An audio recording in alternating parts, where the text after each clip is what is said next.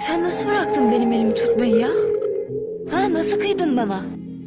Bir tek sen kalmıştın Akgün. Bir tek sen kalmıştın. Sen gittin, döndün bana arkana. Ben düştüm, yerlerde süründüm Akgün.